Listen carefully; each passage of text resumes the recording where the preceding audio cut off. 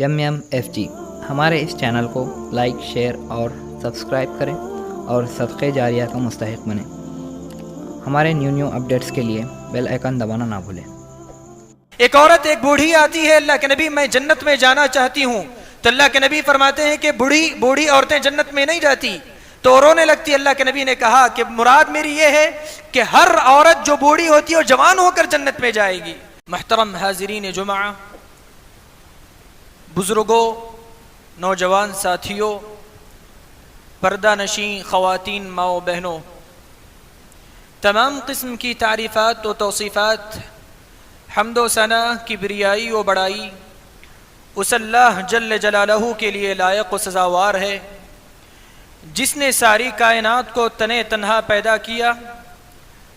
وہی اول، وہی آخر، وہی ظاہر، وہی باطن، وہی فرد معبود ہے، وہی حقیقی معبود ہے۔ اس نے انسانوں کو پیدا کیا اور ان کے روزیوں کو اور ان کے اجل یعنی ان کے موت کے وقت کو بھی متعین فرمایا ہے۔ وہی ہے جس کے حکم سے سمندروں میں کشتیاں چلتی ہے، وہی ہے جس کے حکم سے ہوائیں حرکت کرتی ہے۔ اگر اس کا حکم نہ ہو تو یہ کشتیاں رک جائے، ہوائیں تھم جائے۔ اس کی ذات اتنی بلند و بالا ہے کہ اس کی مثال نہ اس کی بنائی ہوئی چیزوں سے اس کی تشبیہ دی جا سکتی ہے، مثال دی جا سکتی ہے، اور نہ ہی مخلوقات سے اس کی تشبیہ دی جا سکتی ہے۔ بعدہ لاکھوں کروڑوں درود و سلام ہو میرے اور آپ کے آخری نبی جناب محمد رسول اللہ صلی اللہ علیہ وسلم پر، جنہوں نے شریعت اسلامیہ کو من و عن، بغیر کوتاہی کے، بغیر کمی کے اور مصیبتوں سے ٹکراتے ہوئے، مصیبتوں کا سامنا کرتے ہوئے ہم تک پہنچایا۔ اللہم صلی علیہ وبارک وسلم۔ حاضرین جمعہ، آج میں نے اپنے اس جمعہ کے خطبے میں اپنے موضوع کا انتخاب کیا کہ مذاق کی شرعی حیثیت اور مذاق اڑانے والوں کا انجام۔ بھائیوں دیکھیے، انسانی زندگی میں غم و الم آتے ہیں، پریشانیاں آتی ہیں، مصیبتوں کے پہاڑ ٹوٹنے لگتے ہیں۔ وہیں چند دنوں کے بعد انسان کی زندگی میں خوشیاں بھی آتی ہیں اور انسان ہنستا کھیلتا رہتا ہے، پھر مصیبتیں آتی ہیں۔ دیکھیے، ہنسنا اور مذاق کرنا دنیا میں ایک ایسی چیز ہے جس سے انسانوں میں ایک نیا جوش، ایک نیا ولولہ پیدا ہوتا ہے۔ ہنسنے اور مذاق کرنے سے انسان کے دل کو جو ہے راحت پہنچتا ہے اور اس کی روح کو تازگی ملتی ہے۔ ہنسنے اور مذاق کرنے سے انسان کے اندر نشاط پیدا ہوتا ہے، چستی پیدا ہو جاتی ہے، آدمی ذرا پھرتیلا ہو جاتا ہے۔ دراصل ہنسنا اور مذاق کرنا یہ کیوں ہوتا ہے؟ آدمی جب دنیاوی مصروفیات سے بیزار ہو جاتا ہے، اپنے کاروبار سے تنگ آ جاتا ہے، کام کاج سے پریشان ہو جاتا ہے، تو آدمی اپنے گھروں میں یا اپنے دوست احباب کی محفلوں میں، مجلسوں میں بیٹھ کر کچھ دیر ہنستا ہے، کچھ دیر مذاق کر لیتا ہے۔ اس سے کیا ہے؟ اس کی پریشانیاں دور ہو جاتی ہے، غم و الم دور ہو جاتے ہیں، تکالیف چھٹنے لگتی ہے اور انسان کا غصہ کم ہو جاتا ہے، خوف کم ہو جاتا ہے، غم دب جاتا ہے۔ اور ہنسنے مذاق کرنے سے دوستوں کے درمیان الفت و محبت پیدا ہو جاتی ہے، پیار و مودت پیدا ہو جاتا ہے۔ اگر یہ چیزیں نہ ہو تو انسان کا دل بس مردہ ہو جاتا ہے، ذہن بوجھل ہو جاتا ہے، آدمی پریشان ہو جاتا ہے، صرف کام کام کام، یا انسان جو ہے صرف کاموں میں مشغول رہے، یہ پریشانیاں ہی پریشانیاں اسے لاحق ہو اور اس کے زندگی میں خوشی کے ماحول نہ ہو، ہنسی مذاق نہ ہو، تو آدمی کا ذہن بوجھل ہو جاتا ہے، وزن ہو جاتا ہے، آدمی کا زندگی دوبھر ہو جاتی ہے، اس کی زندگی بے مزہ ہو کر رہ جاتی ہے۔ دیکھیے بھائیو، ہنسنا اور مذاق کرنا شریعت کی نگاہ میں کیا ہے؟ ہنسنا اور مذاق کرنا شریعت کی نگاہ میں مسنون عمل ہے۔ سفیان بن عیینہ رحمۃ اللہ علیہ سے پوچھا گیا، کیا شریعت میں ہنسنا اور مذاق کرنا معیوب عمل ہے؟ تو آپ نے فرمایا نہیں، بلکہ ہنسنا اور مذاق کرنا یہ مسنون عمل ہے، بشرطے کہ اس کا صحیح طور پر استعمال کیا جائے۔ دیکھیے، کئی ایسی احادیث ہے جو ہمیں بتاتی ہے کہ اللہ کے نبی صلی اللہ علیہ وسلم بھی صحابہ سے ہنسی مذاق کیا کرتے تھے، دل لگی کرتے تھے، اپنے دل کو بہلاتے تھے۔ کئی ایسی حدیثیں جو آپ نے سنی ہوں گی کہ اللہ کے نبی صلی اللہ علیہ وسلم اونٹنی کا واقعہ کہ اللہ کے نبی مجھے اونٹ ہونا ہے، اونٹ ہونا ہے، تو اللہ کے نبی نے فرمایا میں تمہیں اونٹ نہیں بلکہ اونٹ کا بچہ دوں گا۔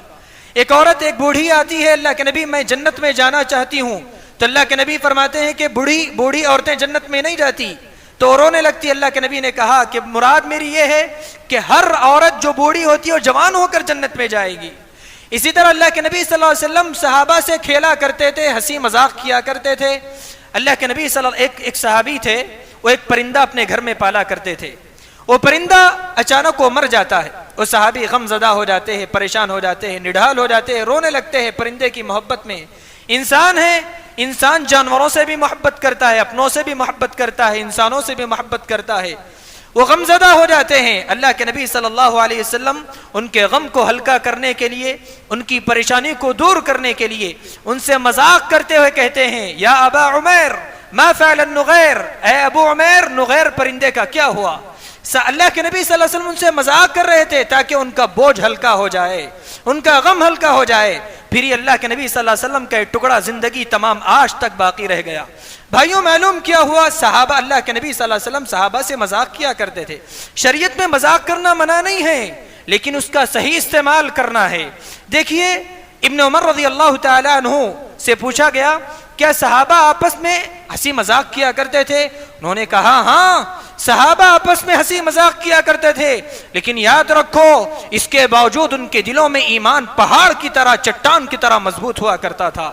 اور صحابہ کا ہنسنا، صحابہ کا مذاق کرنا، صحابہ کا اپنے دل کو بہلانا، دوسروں کے دل کو بہلانا، یہ جو ہے محض فریضہ حق کی ادائیگی کے لیے، یہ چاق و چوبند ہونے کے لیے، نشیط ہونے کے لیے، چست و چالاک ہونے کے لیے ہوا کرتا تھا۔ صحابہ مذاق کیوں کرتے تھے؟ تاکہ کچھ دیر ہنستے مذاق کر لینے کے بعد اللہ کے ذکر و اذکار میں مضبوطی آ جائے، آدمی نشیط ہو کر اللہ کا ذکر کر سکے۔ ابو درداء رضی اللہ تعالیٰ عنہ فرماتے ہیں انی لاستجیم ببعض الباطل لیکون انشط لی فی الحق، کہتے ہیں کہ ہم اس لیے مذاق کرتے ہیں، اس لیے ہنسا کرتے ہیں تاکہ اللہ کی عبادت میں چست ہو جائے، اللہ کے دربار میں جب آئے نماز کے لیے، قیام کے لیے کھڑے ہو جائے، ہمارا کھڑے ہونا یہ چاق و چوبند ہو جائے، ہمارا ذہن کام کرنے لگے اور اللہ تعالیٰ سے ہمارے رشتے مضبوط ہو جائے، قوی تر ہو جائے، اس لیے ہم مذاق کرتے تھے، اس لیے ہنسا کرتے تھے۔ بھائیوں لیکن آج ہمارا معاملہ کیا ہے؟ ہم مذاق کیا کرتے ہیں؟ آج ہم ہنسی مذاق کے نام پر دین کا، شریعت کا اور لوگوں کا استہزاء اور تمسخر کرتے ہیں۔ ہم یہ نہیں دیکھتے کہ لوگوں کا کیا، ان کو کیا ٹھیس پہنچ رہا ہے، ان کی سنجیدگی، ان کی وقار میں کیا کمی آ رہی ہے۔ ہم یہ نہیں دیکھتے کہ لوگوں کا وقار کم ہوتا جا رہا ہے۔ آج ہم کسی ایک شخص کو ٹارگٹ اور نشانہ بنا کر، کسی ایک ذات کو محض لوگوں کو ہنسانے کے لیے جھوٹے باتیں، جھوٹے واقعات اور من گھڑت قصے کہانیاں بنا کر محض لوگوں کو ہنسانے کے لیے واقعات بناتے رہتے ہیں اور ایک شخص کو ٹارگٹ بنایا جاتا ہے۔ بھائیوں ہم یہ نہیں دیکھتے کہ آگے والے کو ہماری اس مذاق سے کیا تکلیف ہوتی ہے، آگے والے کو کیا ٹھیس پہنچتا ہے، وہ آپ سے نفرت کرنے لگتا ہے، وہ آپ سے دوری اختیار کرنے کی کوشش کرتا ہے، بغض و حسد آپ کے تعلق سے اس کے دل میں جنم پنپنے لگتا ہے۔ اور اس لیے آدمی کسی کا مذاق کرنے سے پہلے، کسی کا مذاق اڑانے سے پہلے، وہ چاہے رشتہ داروں کا ہو، اپنے دوست احباب کا ہو، اپنے بھائیوں کا ہو، پڑوسیوں کا ہو، یا مجلس میں بیٹھے لوگوں میں سے کسی ایک شخص کو ٹارگٹ بنایا جا رہا ہو، انسان کو غور کرنا چاہیے کہ کہیں میرے جانب سے، میری زبان سے، میرے ہاتھوں پیر سے کسی کو تکلیف تو نہ پہنچ رہی ہے۔ اور بھائیوں دیکھیے جو شخص کسی کو من گھڑت جو جھوٹے قصے کہانیاں بنا کر لوگوں کو ہنسانے کی کوشش کرتا ہے، اللہ کے نبی صلی اللہ علیہ وسلم نے اس کے لیے ویل کی وعید سنائی ہے۔ اب جانتے ہیں ویل یہ جہنم کے سب سے نچلا گڑھا ہے، اور اللہ کے نبی صلی اللہ علیہ وسلم 3 مرتبہ اس کو ویل کی وعید سنائی۔ اللہ کے نبی نے کہا کہ ویل للذی یحدث فیکذب لیضحک بہ القوم ویل لہ۔ اللہ کے نبی صلی اللہ علیہ وسلم نے 3 مرتبہ ویل کی وعید سنائی کہ اس شخص کے لیے ویل ہے جو شخص جھوٹ بات کہہ کر، جھوٹی باتیں بنا کر محض لوگوں کو ہنساتا ہے۔ بھائیوں دیکھیے دوسروں کا مذاق کرنا، دوسروں کا استہزاء کرنا، دوسروں کا تمسخر کرنا یہ حرام ہے اور اس کا شمار کبیرہ گناہوں میں سے ہوتا ہے۔ اللہ تبارک و تعالی نے کہا یا ایھا الذین آمنوا لا یسخر قوم من قوم عسى ان يكونوا خيرا منهم، ایمان والو تم کوئی قوم دوسری قوم کا مذاق نہ اڑائے۔ کیوں؟ جو شخص جن لوگوں کا مذاق اڑا رہے ہیں ہو سکتا ہے جن کا مذاق اڑا رہے ہیں وہ شخص ان لوگوں سے بہتر ہو جو مذاق اڑانے والے ہیں۔ ولا يسخر قوم من قوم عسى ان يكونوا خيرا منهم ولا نساء من نساء عسى ان يكن خيرا منهن، اور کوئی عورتوں کی محفل عورتیں کسی دوسری عورتوں کا مذاق نہ اڑائے، کیونکہ جو عورتیں جس کا مذاق اڑا رہی ہیں بہتر ہو سکتا ہے کہ جس کا مذاق اڑایا جا رہا ہے وہ ان لوگوں سے بہتر ہو جو مذاق اڑا رہے ہیں۔ بھائیوں دیکھیے ابن عباس رضی اللہ تعالی عنہ سورۃ الکہف کی آیت کی تلاوت کرتے ہیں، کہتے ہیں یا ویلتنا ما لهذا الكتاب لا يغادر صغيرة ولا كبيرة الا احصاها۔ اس آیت کی تفسیر کرتے ہوئے ابن عباس رضی اللہ تعالیٰ عنہ کہتے ہیں یہاں پر صغیرہ گناہ سے مراد یہ ہے کہ آدمی کسی مومن کا مذاق اڑائے، اور کبیرہ گناہ سے مراد یہ ہے کہ آدمی اس مذاق اڑانے پر قہقہے لگا کر یعنی آوازیں نکال کر ہنسنا یہ کبیرہ گناہوں میں سے ہے۔ بھائیوں دیکھیے آج افسوس کے ساتھ یہ بات کہنا پڑتا ہے کہ یہ استہزاء تمسخر لوگوں کا مذاق اڑانا اصل میں یہودیوں کا شیوا ہے، یہ منافقین کا عمل ہے، لیکن یہ تمسخر کرنا یہ مذاق اڑانا افسوس کے ساتھ کہنا پڑتا ہے کہ آج بذات خود مسلمان مذاق اڑاتے جا رہے ہیں، شریعت کا مذاق اڑاتے جا رہے ہیں، دین اسلام کا مذاق اڑاتے جا رہے ہیں۔ آج لوگ نماز کا مذاق اڑاتے جا رہے ہیں، روزوں کا مذاق، حج کا مذاق، جنوں ملائکہ کا مذاق، فرشتوں جنت و جہنم کا مذاق اور دین کے شاعر کا مذاق، ٹوپی کا مذاق اڑاتے جا رہے ہیں، امامے کا مذاق، برقعے کا پردے کا مذاق مسلمان اڑا رہے ہیں۔ اگر کوئی شخص بڑی داڑھی رکھتا ہے تو اس کا مذاق آپ نے بارہا سنا ہوگا، ویڈیو میں آپ نے بڑے بڑے داڑھیاں رکھنے والوں کا مذاق اڑاتے ہوئے سنا ہوگا۔ بھائیو کیا آپ کو نہیں معلوم کہ یوسف علیہ السلام کی داڑھی گھنی نہیں تھی، آپ حسین و جمیل نہیں تھے، اللہ کے نبی صلی اللہ علیہ وسلم کی داڑھی گھنی نہیں تھی، آپ خوبصورت نہیں تھے، کیا امیر المؤمنین خلیفہ ثانی عمر بن خطاب رضی اللہ تعالیٰ عنہ کی داڑھی اتنی بڑی تھی، اتنی گھنی تھی کہ آپ کا سینہ بھر جاتا تھا، اتنی بڑی داڑھی تھی۔ لہٰذا یہ داڑھی والوں کا مذاق اڑانا، جن کی داڑیاں بڑی رہتی ہیں ان کا مذاق اڑانا یہ انبیاء کا مذاق اڑانا ہے، یہ صحابہ کی توہین ہے، ان کا استہزاء، ان کا تمسخر ہے۔ بھائیوں اسی طرح اگر دیندار شخص ہو تو اس کی دینداری کا مذاق اڑاتا ہے، اگر کوئی شخص اپنے پیجامے کو اپنے ٹخنوں سے اوپر رکھتا ہے تو اس کو کراہت اور حقارت کی نگاہوں سے دیکھا جاتا ہے۔ مذہب اسلام کی کون سی ایسی چیز ہے جس کا آج مذاق نہیں اڑایا جا رہا ہے؟ آج عام طور پر کھلے عام فلموں میں، ڈراموں میں اور مزاحیہ ڈراموں میں خاص طور پر دین کے شاعر کا مذاق اڑایا جا رہا ہے۔ بھائیوں دیکھیے ہنسی مذاق معیوب عمل نہیں ہے، لیکن استہزاء معیوب عمل ہے، یہ تمسخر معیوب عمل ہے۔ انسان کو ہنستے رہنا چاہیے، آپس میں مذاق کرتے رہنا چاہیے، لیکن شریعت اسلامیہ کے دائرے میں رہ کر اور آدمی کو چاہیے کہ ہمیشہ اپنے مزاج کو مذاقانہ مزاج نہ بنائے، ہنسی مذاق کرنے والا مزاج نہ بنائے، اس کو اپنا مشغلہ نہ بنائے، کیونکہ جو آدمی زیادہ ہنستا ہے، زیادہ مذاق کرتا ہے، ایسے آدمی کا اسٹیٹس ختم ہو جاتا ہے، اس کی حیثیت گر جاتی ہے، وہ اپنا وقار، اپنی متانت اور اپنی سنجیدگی کھو دیتا ہے۔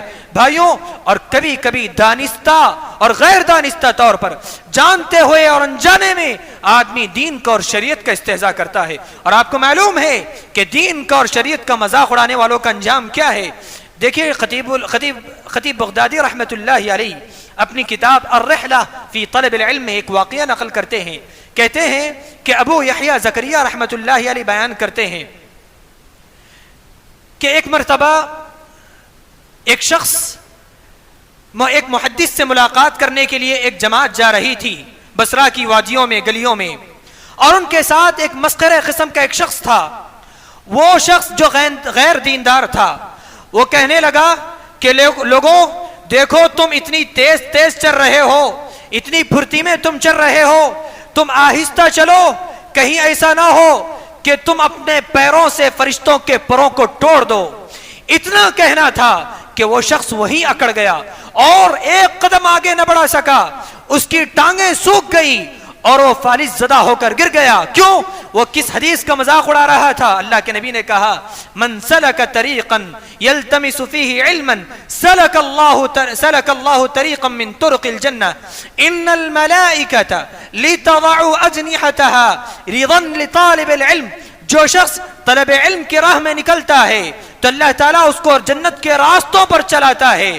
اور ایسے شخص کے لیے فرشتے ایسے طالب علم کی خوشنودی کے لیے اپنے پروں کو بچھا دیتے ہیں. اس حدیث کا مذاق اڑاتے ہوئے اس نے کیا کہا؟ اے لوگوں، تو اپنے پیروں کو فرشتوں کے پروں سے اٹھا کر چلو، کہیں ایسا نہ ہو کہ تمہارے پیروں کے ذریعے فرشتوں کے پر ٹوٹ جائے. اللہ اکبر.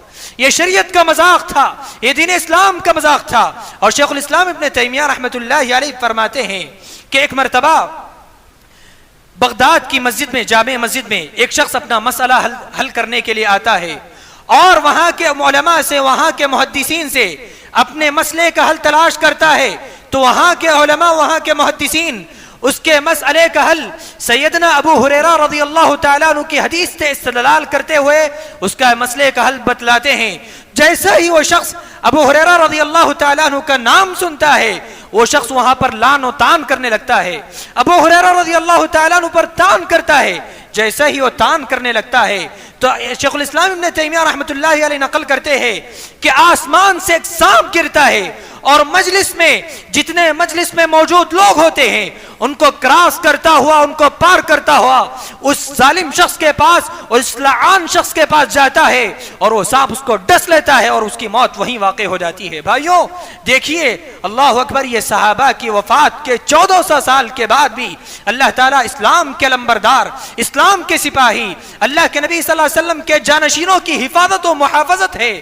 ان کی آبرو عزت، ان کی آبرو اور ان کی عزت کی حفاظت ہے، کیونکہ یہ صحابہ کا استہزاء، یہ صحابہ کا تمسخر، یہ اللہ اس کے رسول کا تمسخر ہے، یہ دین و اسلام کا، شریعت کا تمسخر ہے. بھائیوں دیکھیے، آج ہمارے دور میں، آج ہم میں سے جو مسلمان ہیں جو دین کا اور شریعت کا استہزاء، جو دین کا اور شریعت کا علم رکھتے ہیں، ان لوگوں کی میں بات کرتا ہوں. وہ لوگ آج دین کی اور شریعت کی باتوں کو محاوروں کی شکل میں، مثالوں کی شکل میں، ضرب الامثال کی شکل میں دین کی اور شریعت کی باتوں کو جوڑ کر استہزائیہ طور پر، مزاحیہ طور پر استعمال کرتے ہیں. دیکھیے، چند مثالیں میں آپ کے سامنے پیش کرتا ہوں کہ ایک مثال کہی جاتی ہے کہ دیکھو فلاں شخص احمقوں کی جنت میں رہتا ہے. اللہ اکبر. اب غور کریے، ہمیں سمجھ میں نہیں آیا ہوگا لیکن یاد رکھیے، جنت ایک ایسی عظیم نعمت ہے جو انبیاء کا مقام ہے، شہداء کا مقام ہے، صالحین کا مقام ہے، صلحاء کا مقام ہے. یہ انبیاء کے مقام کو احمقوں کی جانب، بے وقوفوں کی جانب نسبت کرنا کہ انبیاء کی توہین نہیں، شہداء کی توہین نہیں، یہ صلحاء کی توہین نہیں. بھائیوں، یہ جنت کا استہزاء ہے، یہ جنت کا تمسخر ہے، انبیاء کا جو اصل گھر ہے اس کا استہزاء ہے.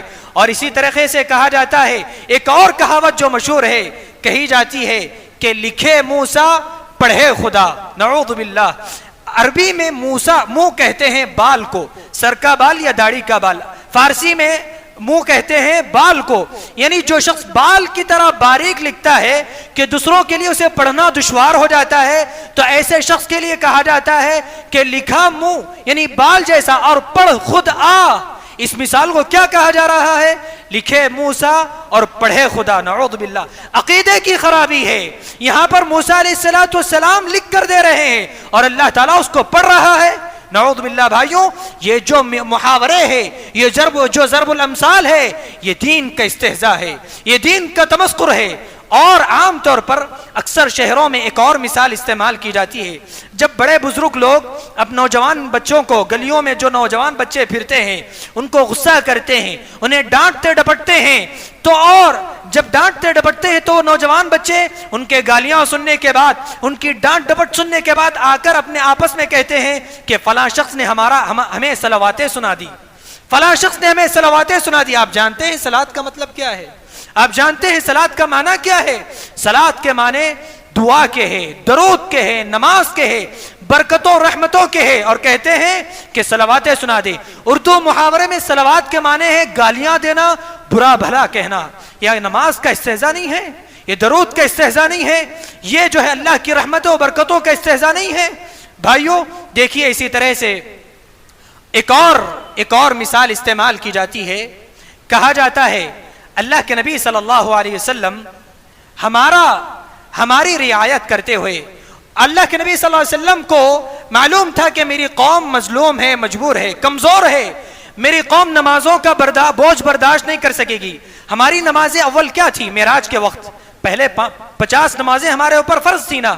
اللہ کے نبی صلی اللہ علیہ وسلم کو معلوم تھا کہ میری قوم جو ہے 50 نمازوں کی جو استطاعت نہیں رکھتی۔ 50 نمازیں آج ہمارے لیے 5 وقتہ نمازیں ہمارے لیے مشکل ہوتی جا رہی ہے، 5 وقتہ نمازیں ہمارے لیے دشوار ہوتے جا رہے ہیں۔ اللہ کے نبی صلی اللہ علیہ وسلم ان 50 نمازوں کو 5 نمازوں میں جو ہے بدلنے کے لیے، تبدیل کرنے کے لیے آسمان سے آسمان چکر لگاتے رہتے ہیں، اترتے رہتے ہیں۔ اور اللہ کے نبی صلی اللہ علیہ وسلم کا اتنا چکر لگانا، اترنا، اللہ اس موسیٰ علیہ السلام سے ملاقات ہوتی ہے، پھر جاتے ہیں، کم کرتے ہیں، پھر موسیٰ علیہ السلام سے اس طرح 50 سے 45 ہو جاتے ہیں، 45 سے 40 ہو جاتے ہیں، اس طرح 5 سے 5 کم ہوتے ہوئے آخر میں کتنی نمازیں بچتی ہیں؟ 5 نمازیں ہمارے لیے بچ جاتی ہیں۔ کہتے ہیں ان ظالم، ان کافروں نے کیا کہا، ان ظالم مسلمانوں نے کیا کہا؟ ظالم مسلمان، یہ پڑھے لکھے لوگوں کی میں بات کرتا ہوں جو دین کی اور شریعت کی جو باتیں سمجھتے ہیں، جو دین کی اور شریعت کی باتوں کو ذرا بہت جانتے ہیں، وہ لوگ یہ دین کی شریعت کی باتوں کو جوڑ کر ضرب الامثال اور محاوروں کی شکل دیتے ہیں، مثالوں کے طور پر اس کو دین کی باتوں کو جوڑتے ہیں۔ کیا کہتے ہیں؟ کہتے ہیں کہ نمازیں بخشوانے گئے اور روزے گلے پڑ گئے۔ اللہ اکبر، یعنی اللہ کے نبی صلی اللہ علیہ وسلم ایک چیز سے جان چھڑانے گئے، دوسری مصیبت گلے پڑ گئی۔ اللہ اکبر، نعوذ باللہ۔ بھائیوں غور کرنے کی بات ہے، غور کرنے کی بات ہے۔ یہاں پر اللہ کے نبی صلی اللہ علیہ وسلم جو ہمارے لیے مشفق تھے، مہربان تھے، اپنی قوم کی رعایت اور اپنی قوم کی بوجھ کو سمجھتے ہوئے انہوں نے نمازوں کو تخفیف کرائی، کم کرایا۔ یہ مسلمانوں میں نااہل اور کمزور اور نالائق مسلمان جو یہ دین کا، شریعت کا اور اللہ کے نبی صلی اللہ علیہ وسلم کا تمسخر کرتے ہیں اور اسلام کے بنیادی تعلیمات نماز اور روزے کا تمسخر کرتے ہیں، یہ بڑی جسارت ہے، یہ بڑی جسارت ہے، یہ گستاخانہ طرز تکلم ہے۔ بھائیوں دیکھیے، یہ اگر کوئی شخص ایسے کلمات کہتا ہے تو اس سے مومنوں کو تکلیف دینے کے مترادف ہے، اللہ اس کے رسول کو تکلیف دینے کے مترادف ہے۔ اور میں آپ کو کہوں، یہ تو ان لوگوں کی بات ہے جو دین کی باتوں کو جانتے ہیں۔ اور آپ نے سنا ہوگا اکثر شہروں میں، بڑے شہروں میں ایسے جملوں کا استعمال کیا جاتا ہے جن کا انہیں اندازہ نہیں ہوتا کہ اس کا مطلب بھی کیا ہے، اس کا معنی کیا ہے۔ آج لوگ کہتے ہیں، آپ شہروں میں دیکھیں گے، حیدرآباد وغیرہ ان شہروں میں استعمال کہتے ہیں، اگر کوئی پوچھتا ہے، کوئی نئے کپڑے پہنتا ہے، زیب تن کر لیتا ہے اور کہتا ہے، آ کے پوچھتا ہے میں کیسے لگ رہا ہوں، خوبصورتی کیسے دکھ رہا ہوں، میرے کپڑے کیسے ہیں، تو عام طور پر ہمارے جملے کیا ہوتے ہیں کہ بھائی آپ اچھے دکھ رہے ہیں، حسین و جمیل ہے، آپ پر یہ جوڑا جچ رہا ہے، خوبصورت دکھ رہے ہیں۔ لیکن آج ہمارے شہروں میں، اور میں کہتا ہوں کہ آج قریوں اور گاؤں میں بھی ویڈیوگرافی کے ذریعے اور فلموں کے ذریعے یہ باتیں عام ہو گئی ہے، حیدرآبادی زبان کا لیکچر عام ہوتا جا رہا ہے۔ کہتے ہیں کہ تم موت دکھ رہے ہیں، انگار لگ رہے ہیں، ایسے جملے استعمال کرتے ہیں۔ معلوم ہے موت کیا ہے؟ موت جب آتی ہے تو جان حلق میں پہنچ جاتی ہے۔ تم موت کو تماشا سمجھتے ہو، موت کا استہزاء کرتے ہو، موت کو معمولی سمجھتے ہیں، اور انگار دکھ رہے، ایسے جملے استعمال کرتے ہیں۔ انگار کا لفظ کیا ہے؟ بھائیو، جہنم کی ایک چنگاری، اللہ تبارک و تعالی قرآن میں کہتا ہے جہنم کی ایک چنگاری ایک قصر یعنی محل کے مانند ہوتی ہے۔ تم انگار کا لفظ استعمال کرتے ہو، موت کا لفظ استعمال کرتے ہو۔ ہمیں چاہیے، ہمیں ان باتوں پر ہم مذاق کرنے سے پہلے یا کسی جملوں کو کہنے سے پہلے سوچنا چاہیے۔ ان کے علاوہ بہت سارے ایسے جملے ہیں، ہمیں ان باتوں سے دیگر جملوں پر قیاس کر لینا ہے۔ ہم جب بھی کوئی مثالیں دیتے ہیں تو ہمیں سوچ لینا چاہیے جو میں مثال دے رہا ہوں، جو میں ضرب الامثال پیش کر رہا ہوں، جو محاورہ میں پیش کر رہا ہوں، کہیں اس کا تعلق دین سے تو نہیں ہے، شریعت سے تو نہیں ہے۔ اس کا ہمیں غور کر لینا چاہیے، اندازہ کر لینا چاہیے۔ اللہ تبارک و تعالیٰ نے کہا ان الذین یؤذون اللہ ورسولہم لعنہم اللہ فی الدنیا والآخرہ واعد لہم عذابا مہینا، یقیناً جو لوگ مومنوں اللہ اس کے رسول کو تکلیف دیتے ہیں تو اللہ کی اس پر دنیا آخرت میں پھٹکار ہے، اور ایسے لوگوں کے لیے رسوا کن عذاب ہے۔ بھائیوں، لہٰذا میرے باتوں کا خلاصہ یہی ہے کہ آدمی کو چاہیے، لوگوں کو چاہیے کہ مذاق کرتے ہوئے، ضرب الامثال بیان کرتے ہوئے، محاورے پیش کرتے ہوئے اور لوگوں سے ہنسی مذاق کرتے ہوئے ہمیں سوچنا چاہیے کہ ہمیں دائرے اسلام کی شریعت میں رہتے ہوئے یہ دیکھنا چاہیے کہ کہیں میرا یہ مذاق، یہ مثالیں، یہ محاورے کہیں دائرے اسلام سے آگے تو نہیں ہیں۔ ہمیں اس پر غور کرتے ہوئے ہنسی مذاق کرنا چاہیے۔ اللہ تعالیٰ سے دعا ہے کہ بار الہ ہمیں ہماری کہی ہوئی باتوں کو سب سے پہلے مجھے اس پر عمل کرنے والا بنا۔ اللہ ہماری جو جانے انجانے میں جو کوتاہیاں غلطیاں ہم سے سرزد ہوئی ہیں اللہ انہیں درگزر فرما۔ اللہ جو پریشان حال ہے ان کے پریشانیوں کو دور فرما، جو مصیبت زدہ ہے ان کی مصیبتوں کو ان سے دور کر دے۔ اللہ جو مقروض ہے ان کی قرض داری کو پوری کر دے اپنی جانب سے غیبی طور پر۔ وآخر دعوانا ان الحمد للہ رب العالمین۔ السلام علیکم ورحمۃ اللہ۔